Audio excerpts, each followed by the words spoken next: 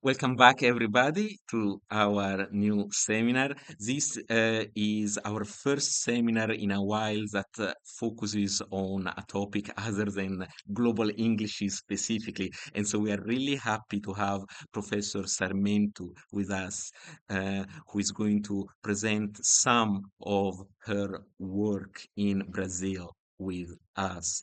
Thank you again so much, Professor Sarmento, for joining us.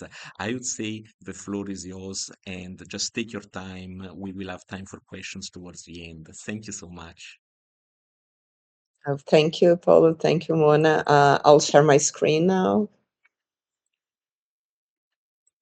Now I won't be able to see you. Okay. So, like my talk Perfect. today is it's called English Access and Inequality in Brazilian Higher Education.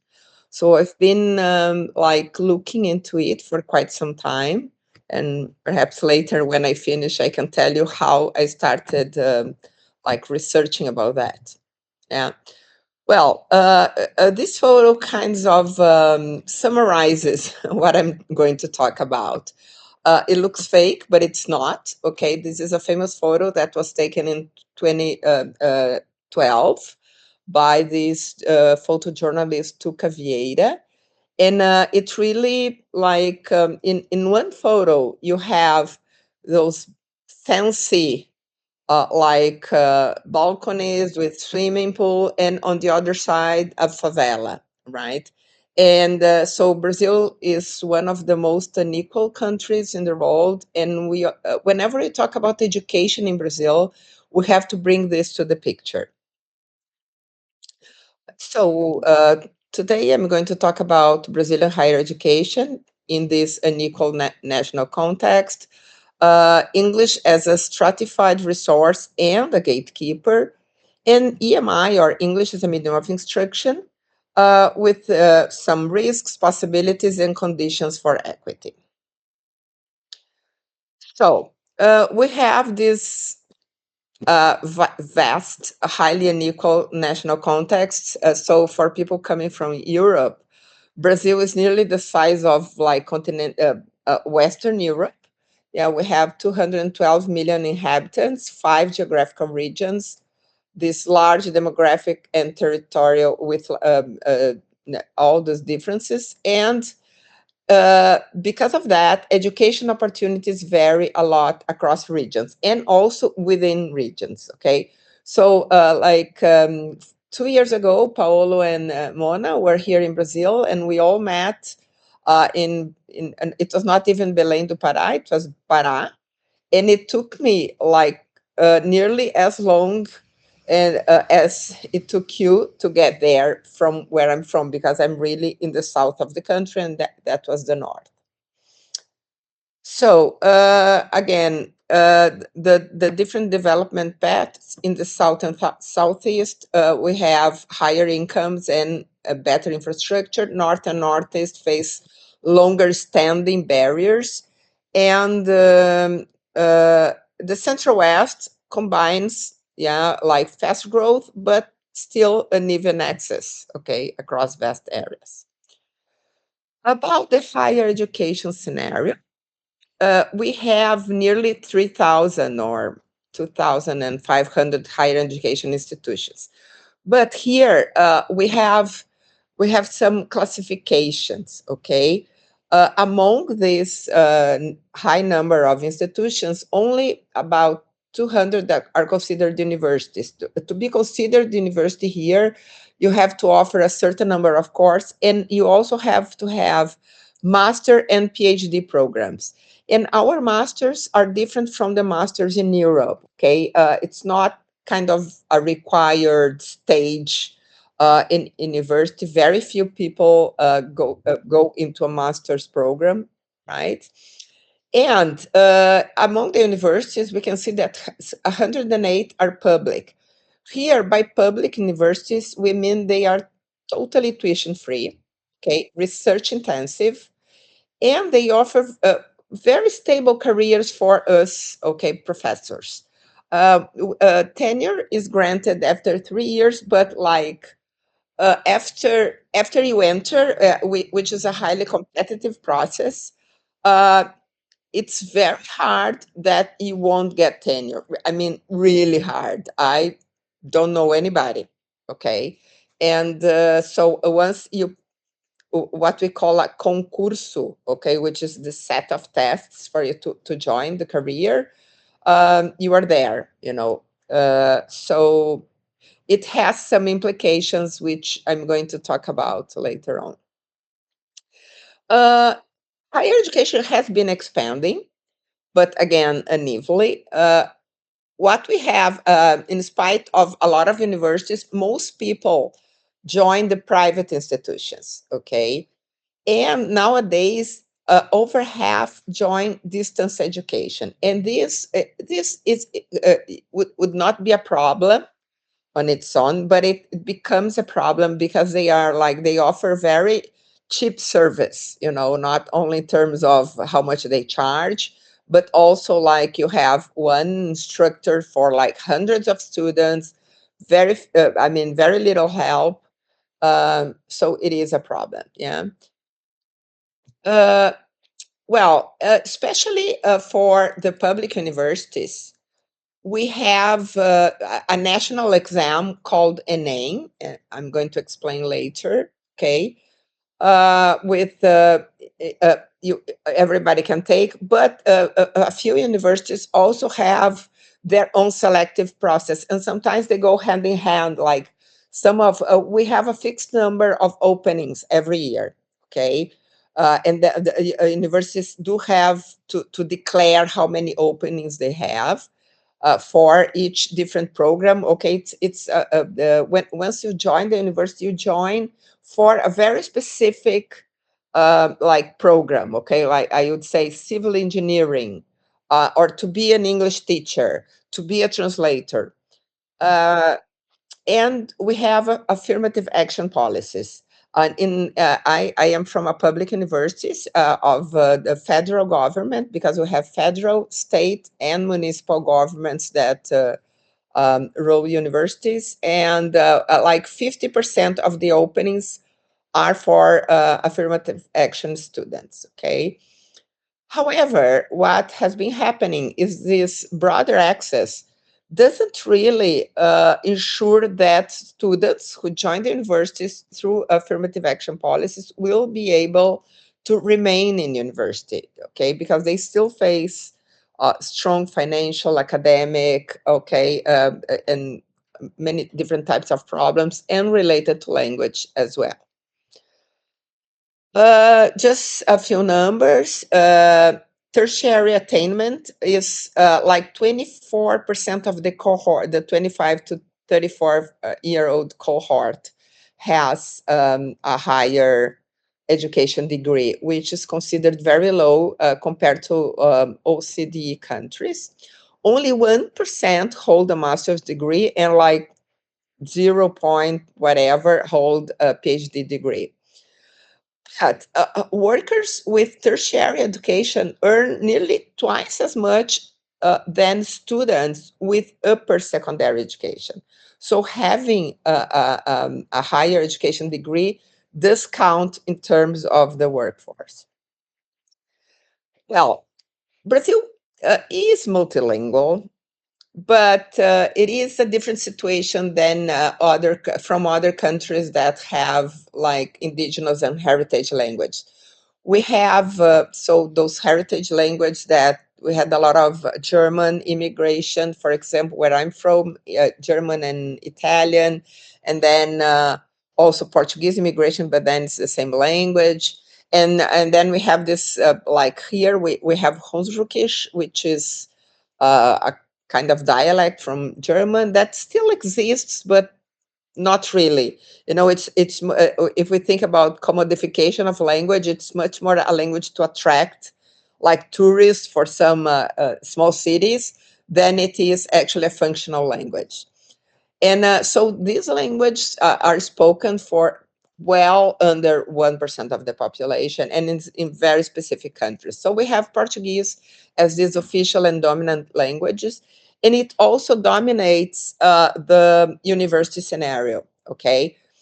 In academic publishing, if you go to like STEM, you would have more like a lot more publication in English. But in the social sciences and humanities, the researchers publish chiefly in Portuguese. I would say like 90% of the publication in the humanities are in Portuguese, still in Portuguese. Okay. And internationalization has very little mobility in Brazil. Actually, Brazil is not a country in which we move around much, even in terms of city or state. We end up like going to university in the same cities where we were born or where we live. Okay, because nowadays we have public universities in every state. Like just my state has, we have 8 million inhabitants, and we have, I guess, seven uh, federal universities and one state universities, and lots of and so non-profit private universities, and a lot of like small higher education institutions as well. So people wouldn't really have to move around, but some people still do. And in 2016, international students represented less than 0.25% of total enrollment. And only 0.5% percent of Brazilian tertiary students like go abroad. So it is quite, a closed system. And like in 2013, Alperin said that as it currently stands, universities do not have any incentives to attract foreign students or to provide them with support. Because like bringing international students would not provide any financial benefits to the universities, since public institutions are prohibited by the constitutions from charging tuition, even for foreign students. Operino also said that like it seems that everywhere they want to have a world class universities everywhere but Brazil, even though we do have some very like cutting edge research in some areas. uh, for some reasons, we are not that interested in attracting university students, international students. If you move around and go to courses, it's like you have, wow, there is this girl from, not even from our neighboring countries, from Argentina and Uruguay. They tend to move around more to the other Spanish country universities, Spanish speaking countries, and not come to Brazil much. We have been having a little more immigration, but it's still like very timid compared to other countries. And then we move to the situation of English in Brazil. So in this context of being very unequal, English is a kind of problem. On top of that, there is this widespread belief that students do not learn English at school. Okay. And then we have it is on the news. Why doesn't English in public school? Why is the English in public school so bad? Why doesn't the teaching of English take off in Brazil? Well, but English is compulsory from year six on. Okay. Uh, Other language like Spanish also may be offered. So students do have like contact with English, but for a number of reasons, okay, that I could spend like a few days talking about, uh, it really in the end doesn't work much. Okay, it's large class. Uh, Teacher preparation is not that good. Technology is really bad in most public schools. And students, they okay, sometimes they have only 50 minutes a week of English class. And for a lot of students from the poor neighborhoods, they have the feeling, and it's very, I mean, very common to hear like at least two things. I don't even speak Portuguese. Why should I speak English? So, like, because we have this standard Portuguese, which is which is very like separated from the spoken Portuguese. So students have the feeling that they don't speak Portuguese, and which like nobody does speak the standard Portuguese we still have, because it has a lot of European Portuguese like influence, and our Portugueses have grown apart.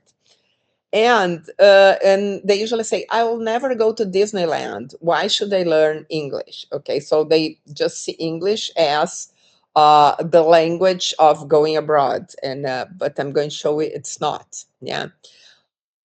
While for the upper classes, and I mean like middle classes, we have a very strong private language school systems for all types, for many types, or even of like social classes, but not all, of course. Okay, so we have nowadays a lot of bilingual programs that start for babies, like 6 month olds. You know, they start having English classes.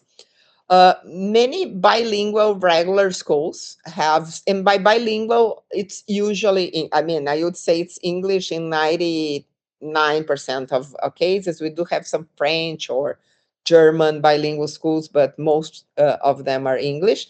And then we also have like, for example, schools for preparing students to take the TOEFL, IELTS, and so on. So if you look for, you'll find language centers for many different needs, but of course only for those who can afford them. So how do Brazilian elites build this English proficiency? So, as I said, bilingual, binational, and elite language education settings, long-term out of school instruction. So parents will pay, apart from like paying the private, and here we have a difference, like the public university system tends to be better. On the other hand, I would say the public system and the non-profit private system, okay, which is really good. But the private system of universities is much lower quality. Uh, the On the other hand, the private, from like primary and secondary school, the private system is better than the public one, right? So apart from paying school, parents will still pay, like for their kids go to language classes outside school for 12, 13 years. This is not rare. And then uh, our kids, they travel a lot. They go to exchanges, both for the intellectual and the financial, the economic elite. Okay, we do send our kids to have study experiences abroad. And then in this scenario, English serves as like this cultural capital, like quoting Bourdieu, and because it functions as a value that facilitates mobility and also reinforces social distinction. And it is Brazil is also, it's been the main sender of students for language courses in Canada. Now it's number two, but so Brazil has been like really like strong in this outbound market for language learning. Differently from university, in which most people take university in Brazil, but kids do go abroad a lot, and teenagers too, for language learning. And then you would have like ads like this. To sell robots, you would need advanced English. And the salary is, I mean, it's lower than €1,000 a month, okay, plus commission. But yeah, but anyway, it's not only like very top jobs that require English. Nowadays, we have more and more jobs require English. And then these like some social classes do not have access to that. Yes. And then just changing a little bit, because I'm going to show you some research. So this national high school exam, that it's the main gateway to higher education nowadays. Okay, Some public and private institutions use it. And the scores may also be used for scholarships, okay, and student financing, like government scholarships. And in the you can choose. You have a language section that you can choose either English or Spanish. But then what we have here is that English is an obstacle between the public school student and higher education. This statistical analysis found that English disproportionately disadvantage public school students. Okay. Uh, 18 of the 50 questions in all these 10 years, okay, they have only 5 questions for English, okay, showed moderate to high statistical bias against students from public school system. So it's even like it is it can tell the social class of the student more than any other like subject, okay, in NA. uh, so 45% of the items harmed those public school students.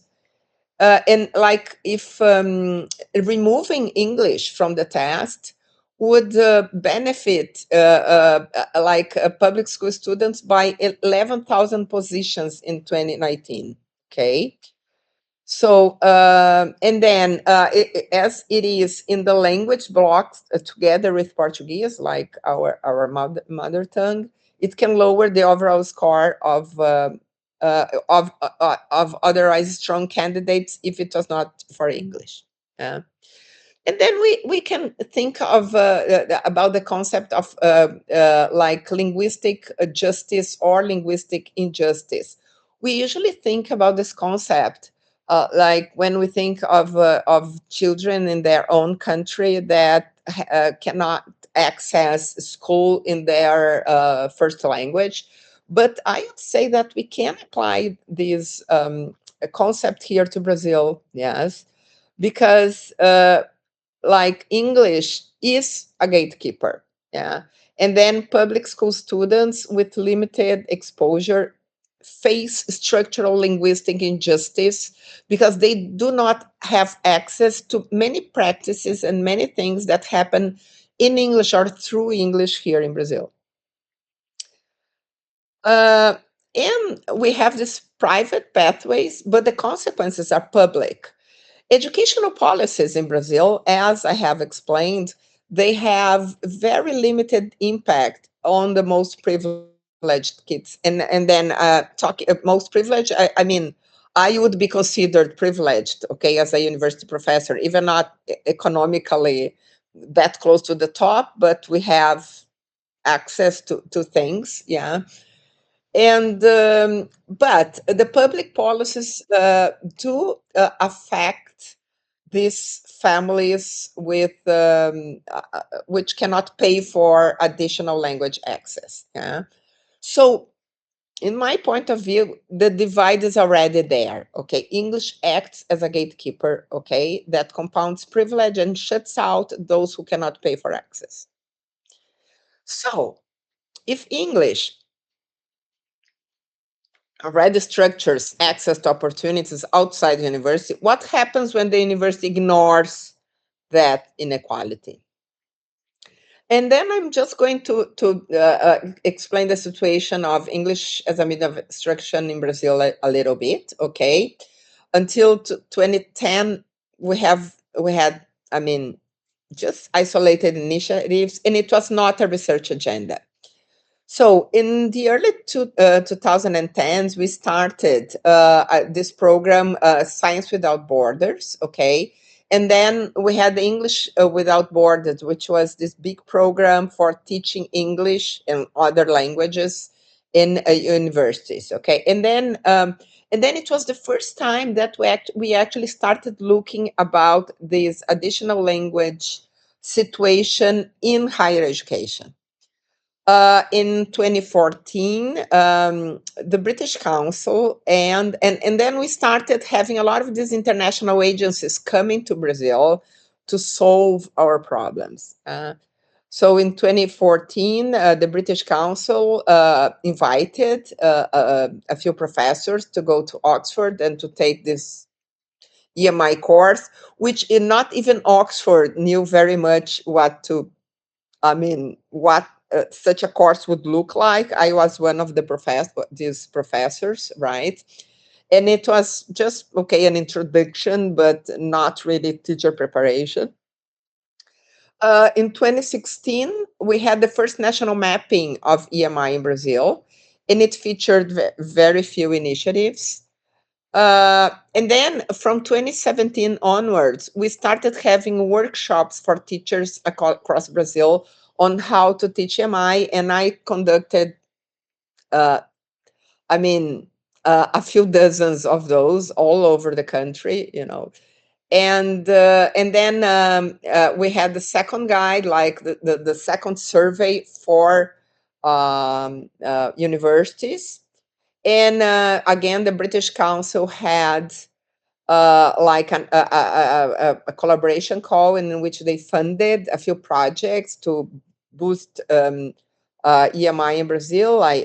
I was I mean we did get the funding, and but it still it doesn't really change much, and then we have the debate. Okay, moved on.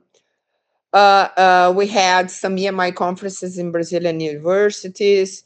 And then in 2021, a lot of Brazilian professors started taking the EMI MOOC offered by Relo Office. And in 24 and 25, then the US Embassy started offering a few things. 25, we had the ICLAG conference in Porto Alegre, and the academic debates, so in this area, started. So, like in the last survey, we are. I mean, we did collect the data after that, but we haven't been able to analyze it yet. We had 20 258 courses, isolated courses, not programs, okay, in a survey of about 100 universities. So it means 2.5 courses, not programs, okay, in Brazil.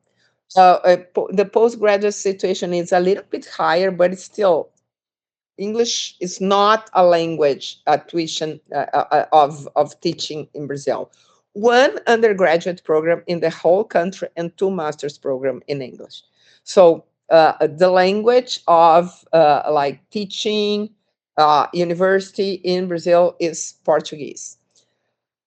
Uh, okay, it reflects a persistent reality and the slow programs in EMI adoption. And I'm not saying that we should adopt everything, but and I'm going to make my point a little bit. Okay, and all these initiatives are bottom up. So you have specific professors that believe their students should be more exposed to like disciplinary English, and or they want to prepare students for the international scenario. And I have the survey here that I conducted with two students. Again, the data is already like not up to date, nearly 10 years, but we had over 5,000 valid responses, right, from university instructors all over Brazil.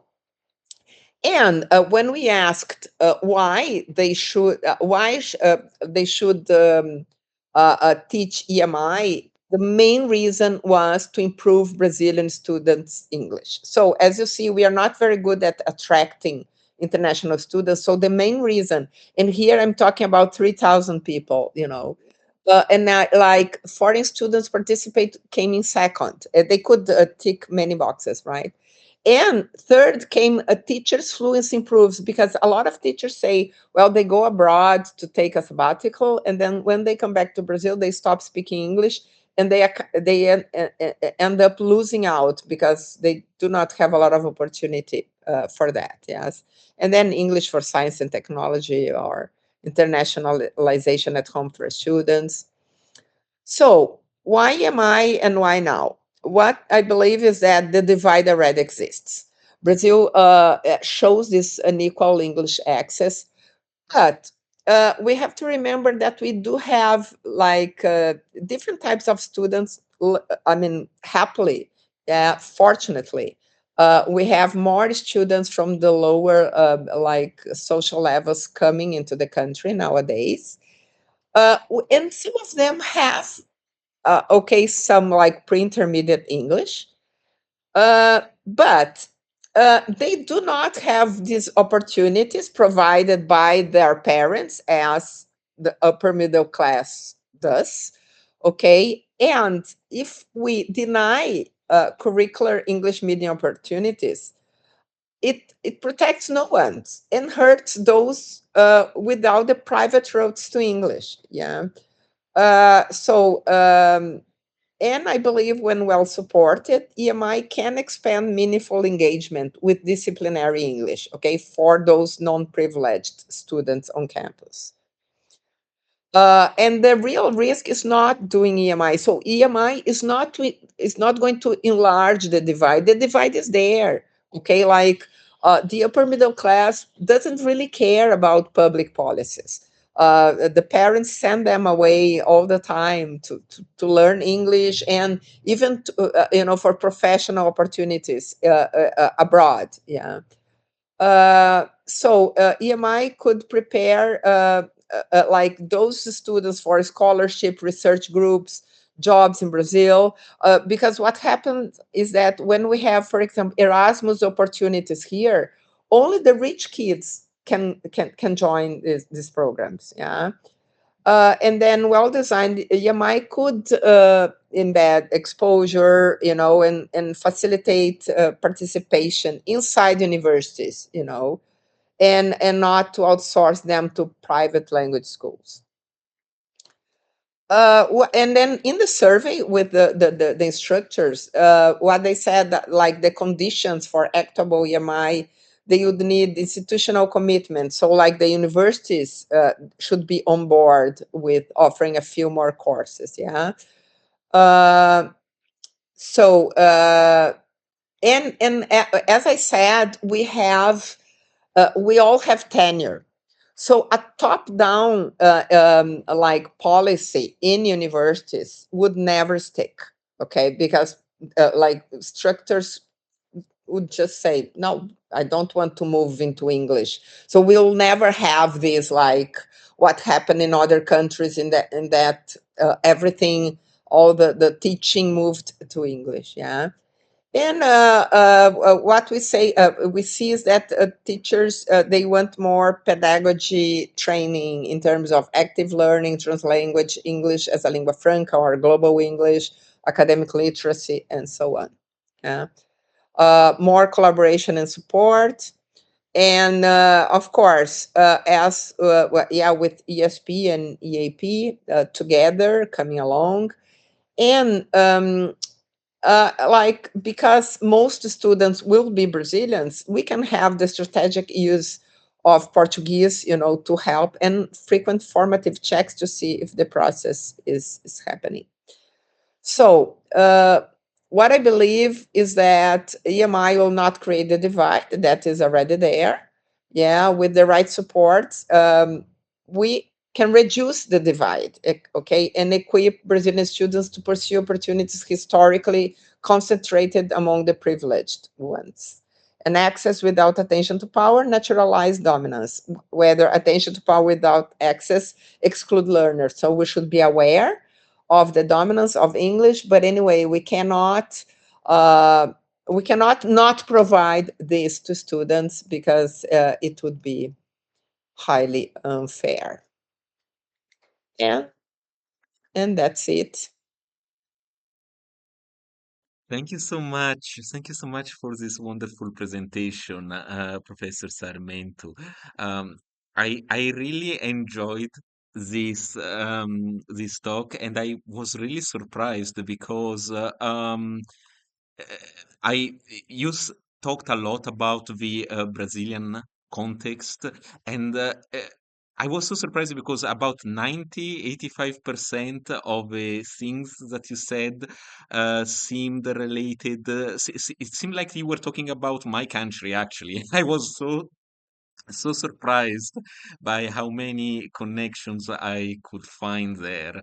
So, yeah, absolutely. I have quite a few questions, but I think I saw somebody raising their hand.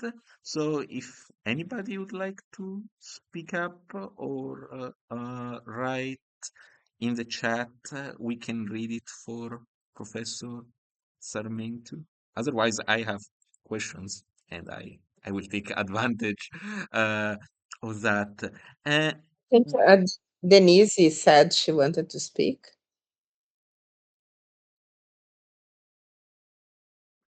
Okay. I saw just the same.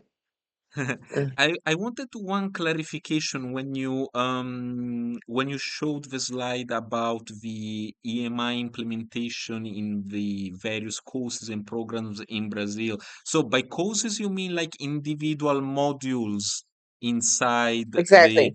the Exactly. university. I see. So like chemistry 2. Okay. Right. Chemistry 101. Okay. So, yeah. Right. And I was really maybe pleasantly surprised to know that you said the situation in Brazil is different from perhaps other countries where top-down approaches are implemented and people are told, and teachers in Brazil would refuse to just teach in English because Uh-huh. I think that situation is very similar to my country as well. But there was one question I had about the, is it called the ENEM exam? The Yeah. Yeah. high school Mhm. exam. Um, because that is what students do at the end of their high school programs and determines whether they can access university. But you Yes. mentioned that each university has like a closed number of programs.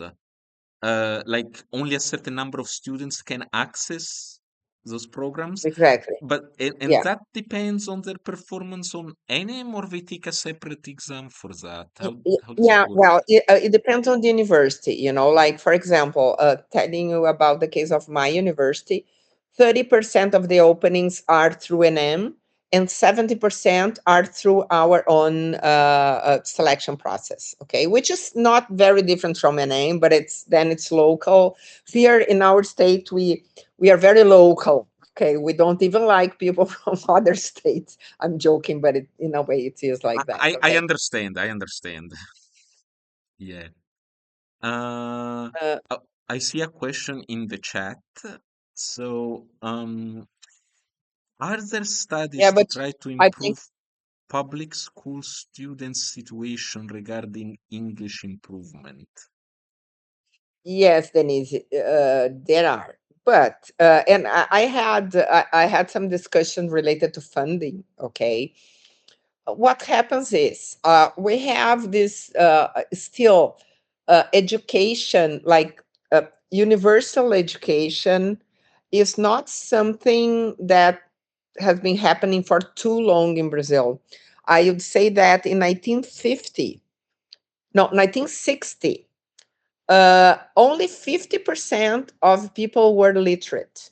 1950, 1960. So that's like 70 years ago or 65 years ago. Yeah. So we still have the first generation of people not going to university, but going to school, like primary, secondary school. Lots of people. Yeah. So you still have houses in which the house itself is not literate. Okay, parents can read and write, but this is not part of their reality. And then English, because they identify as, or they do not identify English as something which is going to be important for their lives, and they have 50-minute classes a week, low conditions. Again, In public schools, the salary for teachers in public schools tend to be low.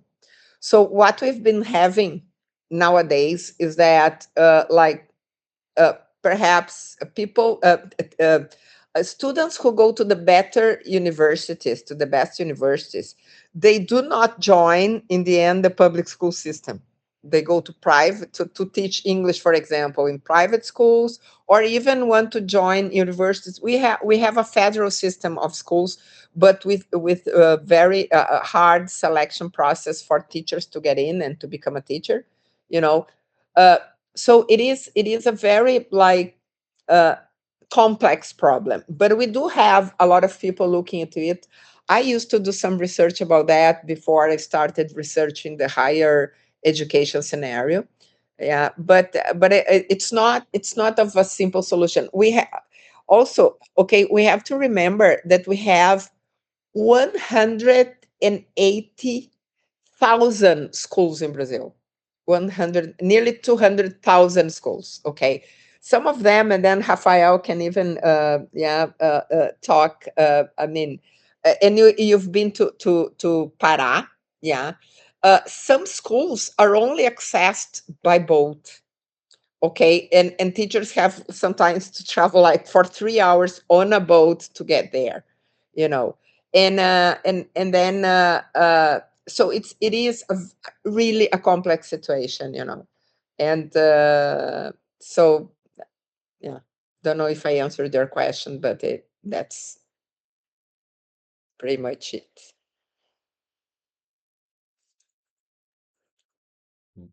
Sorry, I was just laughing at Rafael's daughter being very Yeah. skeptical of what we're talking about. Yes. Yes. I- Beauty. Thank you. Yeah, your answer was well received. Thank you, Professor Sarmento. I did want to ask one more thing because in one of the slide, maybe it was slide 16 or something like that, you mentioned a research, a statistical analysis on the NM items that found that the English ones specifically, they were biased towards favoring students who had received a private education in English. And what do you have that reference, the reference for that study? Yeah, actually, it is something that came out in the newspaper. I can show you. Okay. Yes. Okay. And I can even send you. It was a group of researchers. Yes, and it came out in this. Let me see here. In this one of the most important newspapers in Brazil, and uh, it is. I can send you later on. Okay, No and worries. what happens is, and then there is something else. Uh, Even the choice of language already determines the social class. Okay, lower social class will choose Spanish. I'm generalizing. I'm talking here about an exam that attends about 6 million Mhm. students every year. Okay, so of course you are going to have lots of exceptions. Okay, but lower social class will tend to choose Spanish. Higher social class will tend to choose English. But even like among the students who choose English, so in the results, students who came from private school will nearly certainly uh, uh, score much better than students who came from public schools. Okay, and this is the discipline, the subject in which it happens the most, even Mm. more than physics or math or something like that, even though it only has 5 questions Oh, and you can already. I Yeah. see. you Oh, know. that's really interesting. That's really that's why I wanted to know more about it. I would like Yeah, to see if I can find yeah, it. Yeah. I can find a few studies, but it is sad. It is sad, Yeah, that yeah, absolutely. uh, and if we go back to that picture I showed at the beginning, Hmm. of The yeah, separation, and the inequality. yeah, which is from 2012. We did have some improvement. We've been having very slow improvement, okay, but uh, it's still, it is too slow. It is too Hmm. slow. And then the matter of access, I would say, is one of the main Brazilian, like our language is not threatened. So when we look at the situation of EMI in Brazil, we we cannot compare to many other countries. It's not like, oh, like, well, we are moving into English. University is monolingual. It's only English. No, not in Yeah, Brazil. Not in Brazil. Portuguese is not threatened. Okay, what I mean here is quite the contrary. We do have to offer. I'm talking about English, but perhaps, yeah, in some other like countries, they don't have a lot going on in their own language, and the language ends up losing. Yeah, because if we don't use a language for some aspects, the language loses out, like in terms of vocabulary, or you cannot communicate the thing in that language.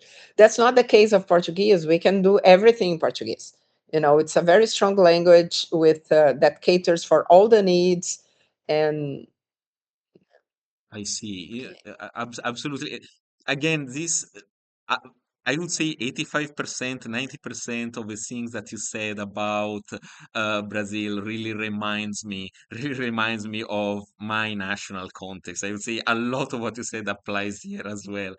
Mona, I see you raised your hand. You would like to participate. Go ahead. I would love to participate.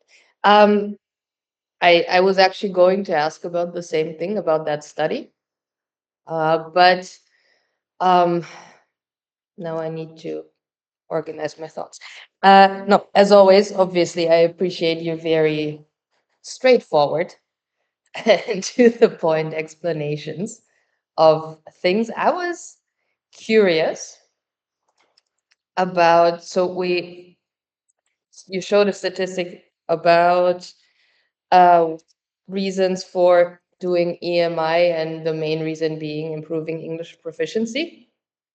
And I was curious about the level of functionality of English for people's daily lives versus level of status that comes with speaking English, and I guess more on an ideological level, because I saw that the big initiative was from the British Council as well. And with that, obviously, always comes the question of, I don't want to say the word neo-colonialism, but I guess that is the word that we want to bring in here. So I was wondering if you could give your very straightforward opinion on, that kind of, I guess, tension between ideological elements that come with trying to improve English proficiency and just practical elements.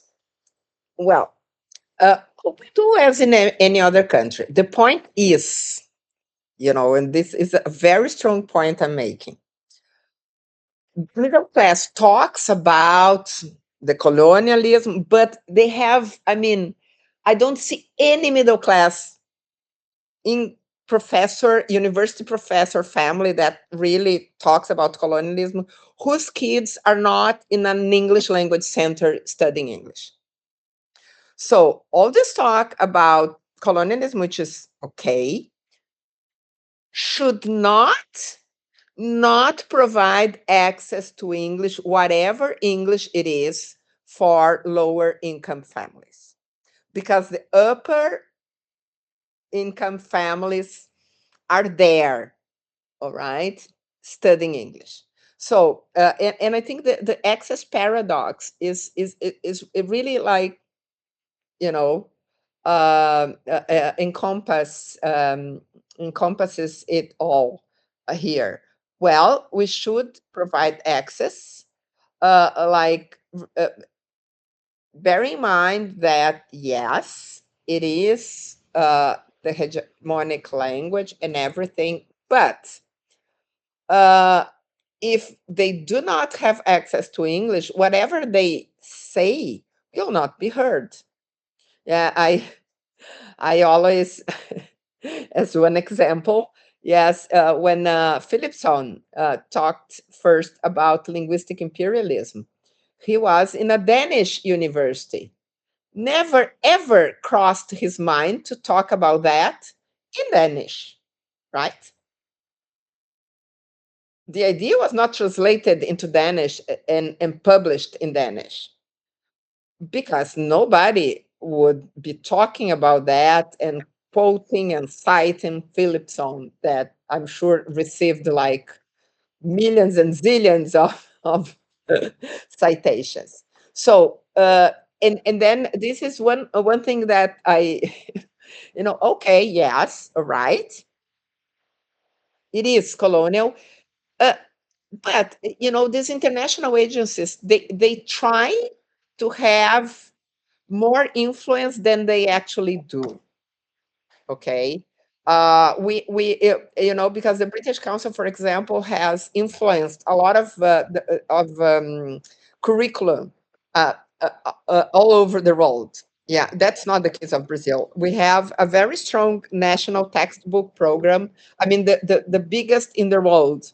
Okay, that every school receives a book, and the international agencies have no say in that. Not at all. All right. Even though they have tried, and I've participated in forums in the government in which they tried.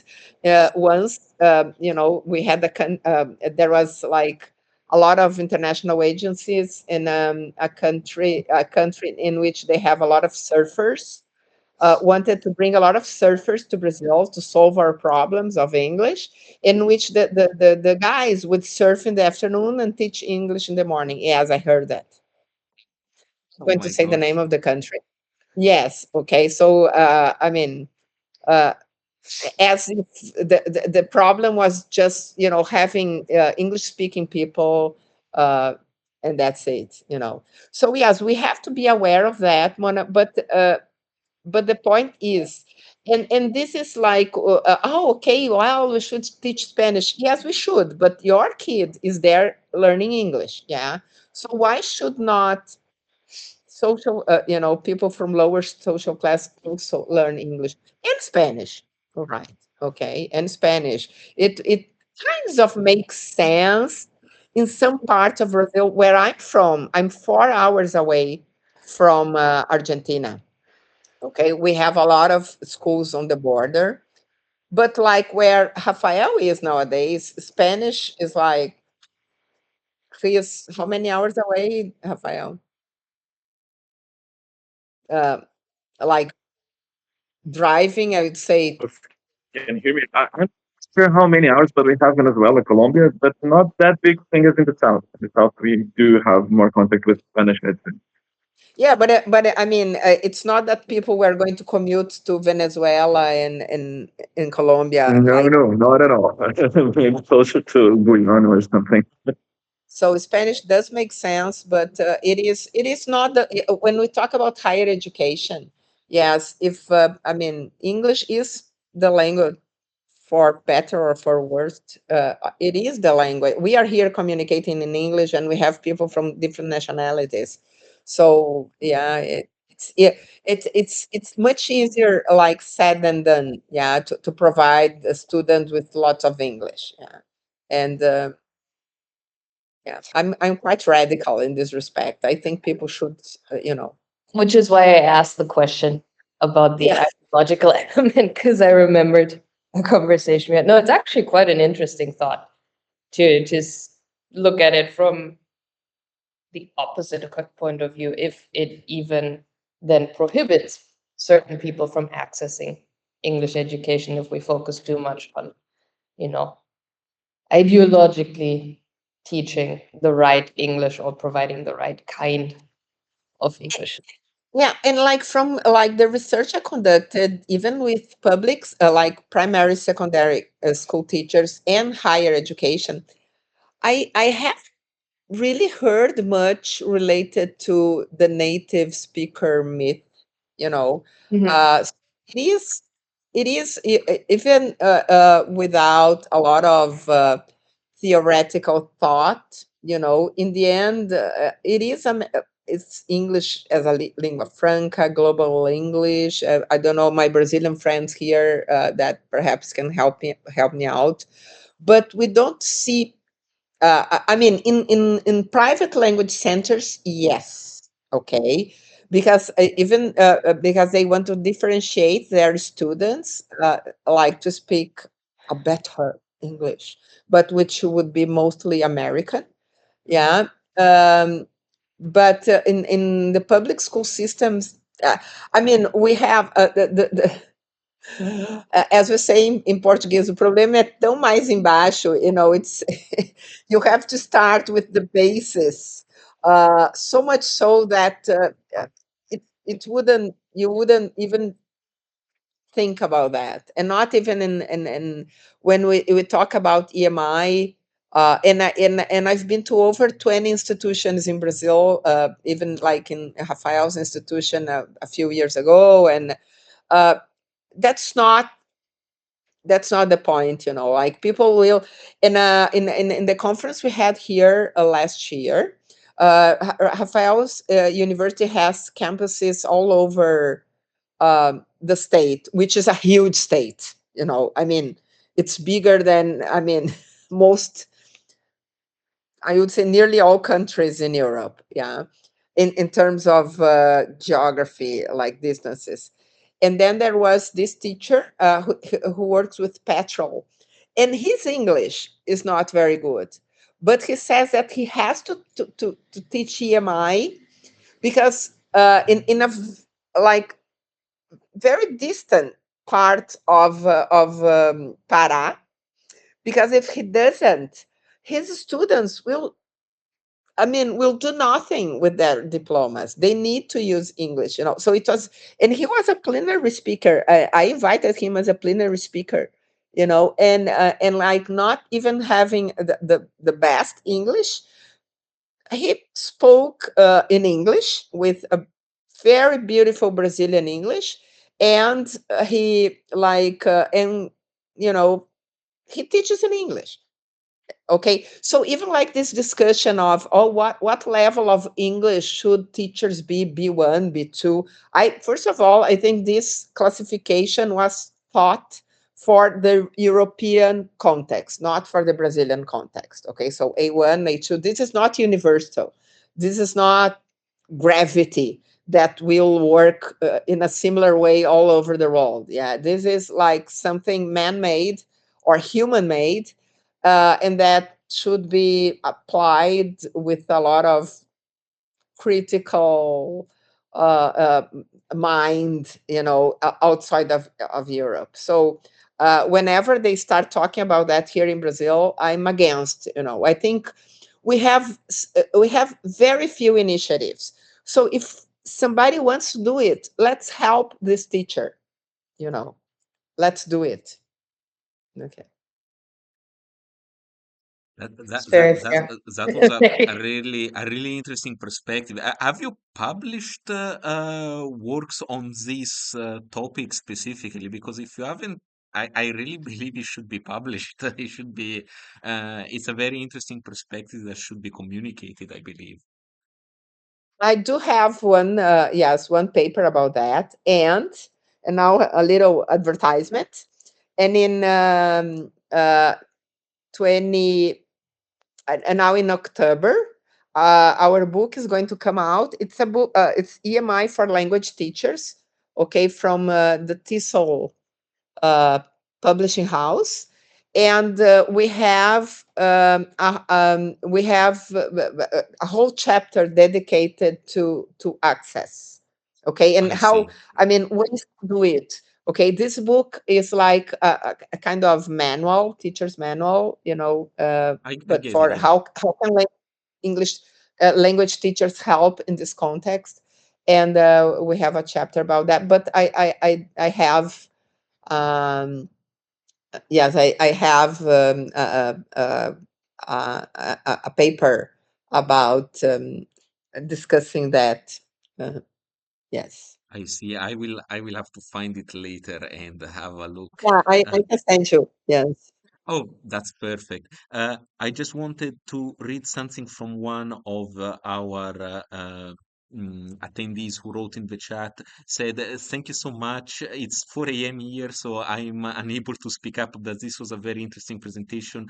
I could also find some similarities and differences between the higher education systems in Brazil and Sri Lanka. I'm just curious about what the general public discourse about EMI in Brazilian higher education is like. Thank you." Yeah, we don't have a lot of general discussion. Yeah, it is concentrated in the, within a few, in this academic forum. And then, you probably, Paolo, when you came to Brazil, you met most of the researchers, right? Studying that. Yes, Rafael. There aren't too many of us because it's not a wide phenomenon, you Yeah, know. same here, Uh, same here in Italy. Yeah. so the, like you wouldn't have a lot of people to invite to talk about that. You would have a lot of people researching very interesting topics, but not this topic. And my ideas are my own. I'm sure they are not. My ideas are not shared among a lot of people in Brazil. In the applied linguistics community, but that's that's they It's are my. important to have diversity of perspectives. I mean, we're social scientists. That's what we do. I mean, we can't fossilize on one thing. Yeah, and then that's what I said. For me, I'd really like the language of the dominated language to be German nowadays, because I have a job. My daughter, she teaches German and she does not. So, like, I'm joking. If German became a much stronger language, she would find jobs more easily. That's just a joke. But yeah, unfortunately, English is the dominant language. And like learning a language is not like changing currency, because like we've been talking about like the BRICS, Brazil, Russia, South Hmm. Africa, India, and other countries having a common currency, not for like our day-to-day like financial exchanges, but for the international commerce. Well, to change a currency is just a matter of a decree. Okay, nowadays we are going to have a different currency. This is not what happens when we think about languages. It takes years and years to learn a language. So Hmm. like you really have to uh, make a decision in terms of policy. Okay, all the resources you'll have to dedicate for that. Yeah, definitely understandable. Well, thank you so much for the reply. Obrigadíssimo. Não me lembro nada em português estudei, and Ah, muito bem. this is the extent of my knowledge, but thank you really so much for everything, and I appreciate You're all most the welcome. attendees coming here today. We will stop the recording now. Thank you again for your availability. Um, I, uh, I, I think Ariane would like to talk. oh yeah, I see somebody who'd like. Yes, please. Just want to thank you for the conversation and everything. Thank you. Thank you so much. Thank Thank you. you so much for your feedback. We really appreciate it. All right, I will stop the recording now. Thank you everybody for joining, and please just some words of appreciation for our speaker.